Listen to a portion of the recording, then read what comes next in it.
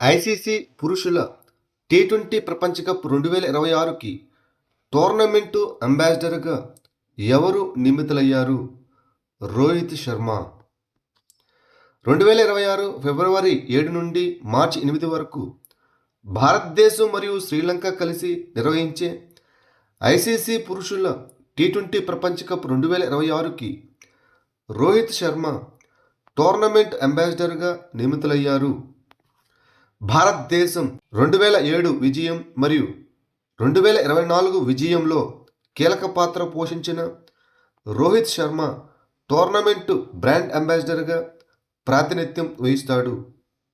బంగాళాఖాతంలో ఏర్పడిన తుఫానుకు దిత్వాహ్ అనే పేరు పెట్టిన దేశం ఏది? యెమెన్. సైక్లోన్ దిత్వాహ్ అనే పేరును యెమెన్ దేశం పెట్టింది. ఈ పేరు యెమెన్ ద్వీపం సొకోట్రాలోని దిత్వా సరస్సును సూచిస్తుంది.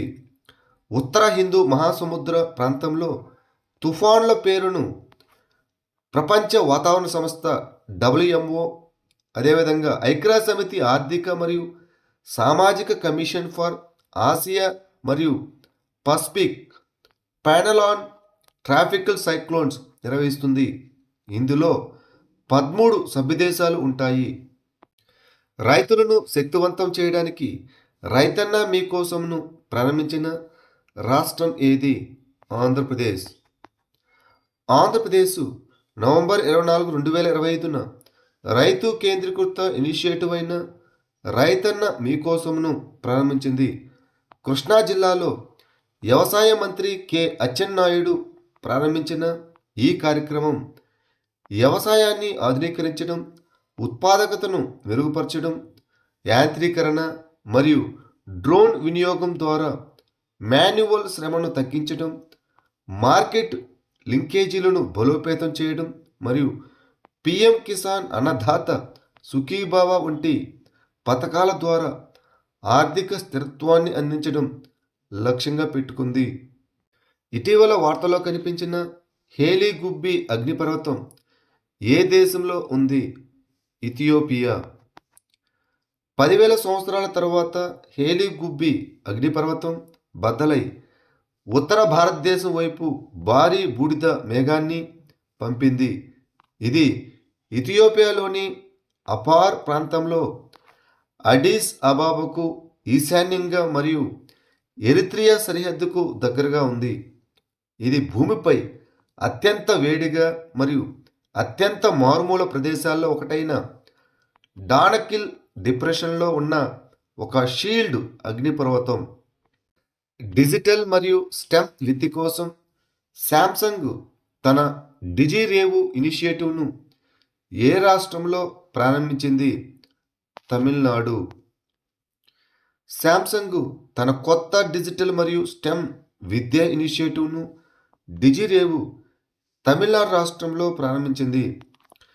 United nations global compact network India భాగస్వామ్యంతో ప్రారంభించబడిన ఈ కార్యక్రమం రాష్ట్రంలోని ప్రభుత్వ పాఠశాలల్లో డిజిటల్ మరియు స్టెమ్ విద్యను బలోపేతం చేయడం లక్ష్యంగా పెట్టుకుంది. రాజ్యాంగ దినోత్సవాన్ని ఏటా ఏ రోజున నిర్వహిస్తారు? నవంబర్ 26. 1949లో భారత రాజ్యాంగాన్ని ఆమోదించిన సందర్భంగా ప్రతి సంవత్సరం నవంబర్ 26న భారతదేశం రాజ్యాంగ దినోత్సవాన్ని అనగా సంవిధాన్ దివస్ జరుపుకుంటుంది. రాజ్యాంగం 1950 జనవరి 26న అమల్లోకి వచ్చింది. దీనిని గణతంత్ర దినోత్సవంగా జరుపుకుంటారు. 75 సంవత్సరాలుగా ఇది న్యాయం, స్వేచ్ఛ, సమానత్వం, సోదరభావం, పౌరుల హక్కులను కాపాడుతుంది మరియు భారతదేశ ప్రజాస్వామ్యానికి మార్గనిర్దేశం చేస్తుంది. 75 సంవత్సరాల జ్ఞాపకార్థం న్యాయశాఖ హమారా సంవిధాన్ హమారా సమ్మాన్ అనగా మన రాజ్యాంగం మన గౌరవం ప్రారంభించింది. నవంబర్ 2025లో సామాజిక మార్పు కోసం ఇంపాక్ట్ రైజ్ ఇనిషియేటివ్ను ప్రారంభించిన సంస్థ ఏది? IIT Kharagpur. Indian institute of technology IIT Kharagpur November 2025లో ఇంపాక్ట్ రైజ్ అనగా పరిశోధన, ఆవిష్కరణ, నైపుణ్యం మరియు వ్యవస్థాపకత ఇనిషియేటివ్ను ప్రారంభించింది. ఈ ఇనిషియేటివ్ పెద్ద ఎత్తున సామాజిక పరివర్తన కోసం స్థిరమైన సాంకేతికత మరియు నిర్వహణపై దృష్టి పెడుతుంది. ఇంపాక్ట్ రైజ్ అనేది పరిశోధన, ఆవిష్కరణ, నైపుణ్యం మరియు వ్యవస్థాపకత అనే 4 స్తంభాలపై ఆధారపడి ఉంటుంది. భారతదేశపు మొట్టమొదటి ఏఐ ఫిల్మ్ ఫెస్టివల్ మరియు సినిమా ఏఐ హ్యాకథాన్ ఎక్కడ ప్రారంభించబడ్డాయి? Goa.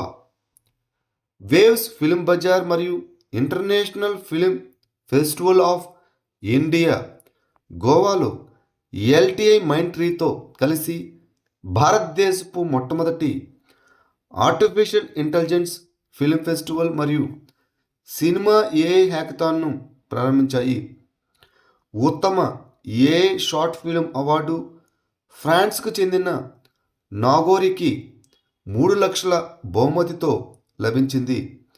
Most innovative AI film award జర్మనీకి చెందిన ది సినిమా దట్ నెవర్ వాస్కు 2 లక్షల రూపాయల బహుమతితో లభించింది.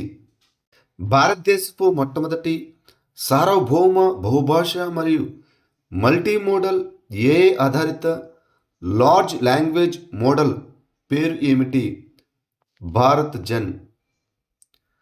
కేంద్ర సైన్స్ అండ్ టెక్నాలజీ సహాయ మంత్రి స్వతంత్ర బాధ్యత డాక్టర్ జితేంద్ర సింగ్ ఐఐటి బాంబేను సందర్శించి భారత్ జన్ను భారతదేశపు మొట్టమొదటి సార్వభౌమ బహుభాష మరియు మల్టీమోడల్ ఏఐ ఆధారిత లార్జ్ లాంగ్వేజ్ మోడల్గా ప్రశంసించారు.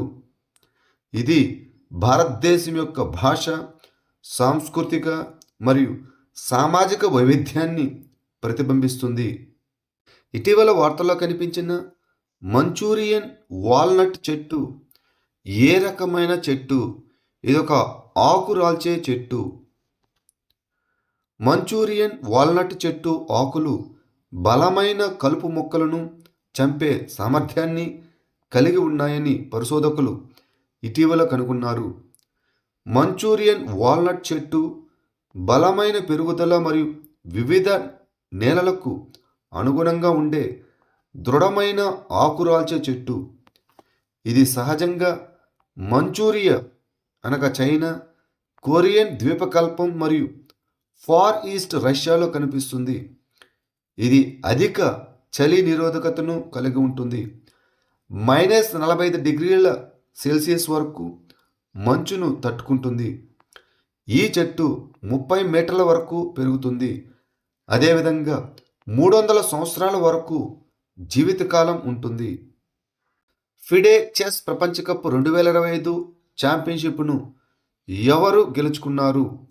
జావోకిర్ సిందరోవ్. ఉజ్బెకిస్తాన్ స్టార్ అయిన జావోకిర్ సిందరోవ్ 2025 చెస్ ప్రపంచ కప్ ఛాంపియన్గా కిరీటాన్ని గెలుచుకున్నాడు.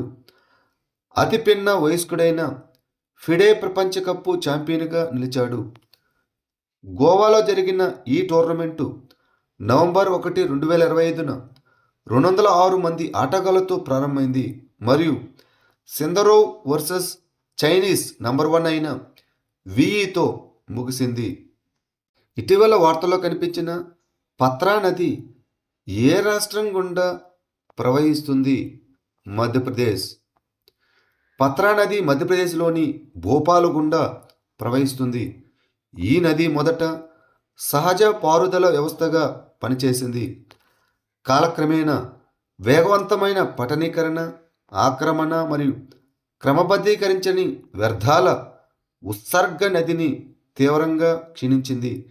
నేడు ఇది కలుషితమైన కాలువగా మారింది. దాదాపు దాని పర్యావరణ మరియు సాంస్కృతిక ప్రాముఖ్యతను కోల్పోయింది. అధికారులు మరియు పర్యావరణ నిపుణులు ఇప్పుడు దాని పునరుద్ధరణపై దృష్టి సారించారు. భారతదేశంలో అరుదైన భూమి మ్యాగ్నెట్ తయారీని ప్రోత్సహించడానికి నవంబర్ 2025లో కేంద్ర మంత్రివర్గం ఆమోదించిన పథకం పేరు ఏమిటి? సింటెడ్ రేర్ ఎర్త్ పర్మనెంట్ మ్యాగ్నెట్ల తయారీని ప్రోత్సహించే పథకం. 7,280 కోట్ల బడ్జెట్తో సింటెడ్ రేర్ ఎర్త్ పర్మనెంట్ మ్యాగ్నెట్ల తయారీని ప్రోత్సహించే పథకాన్ని కేంద్ర మంత్రివర్గం ఆమోదించింది. ఈ పథకం భారతదేశంలో సంవత్సరానికి 6,000 మెట్రిక్ టన్నుల రేర్ ఎర్త్ పర్మనెంట్ మ్యాగ్నెట్ ఉత్పత్తిని ఏర్పాటు చేయడం లక్ష్యంగా పెట్టుకుంది. ఈ ఆర్ఈపిఎంలు ఎలక్ట్రిక్ వాహనాలు, పునరుత్పాదక ఎనర్జీ, ఎలక్ట్రానిక్స్, ఏరోస్పేస్ మరియు రక్షణలో ఉపయోగించే చాలా బలమైన అయస్కాంతాలు. ఇటీవల వార్తల్లో కనిపించిన హోయా దావోడియెన్సిస్ అనగా ఏమిటి? ఇదొక కొత్తగా కనుగొన్న మొక్క జాతి.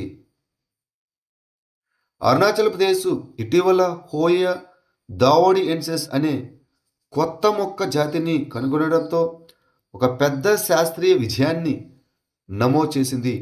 ఇది చాంగ్లాంగ్ జిల్లాలోని విజయనగర్ ప్రాంతంలో కనుగొనబడింది. ఈ హోయా మొక్కలు వాటి పర్యావరణ ప్రాముఖ్యత మరియు ప్రత్యేకతమైన ఆకృత్యానికి ప్రసిద్ధి చెందిన ఉష్ణమండల పుష్పించే జాతులు.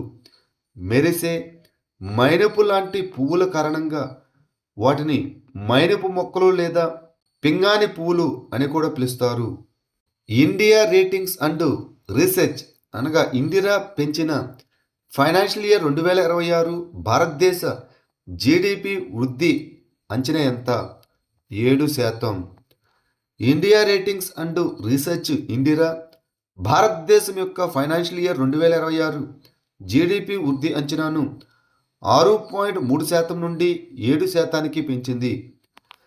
బలమైన దేశీయ డిమాండు, స్థితిస్థాపక తయారీ మరియు స్థిరమైన పెట్టుబడి కార్యకలాపాలను పేర్కొంటూ యుఎస్ఏ సుంకాల పెంపుదల మరియు యుఎస్ఏకు ఎగుమతి మందగమనం ఉన్నప్పటికీ 7% వృద్ధి అంచనా వేసింది.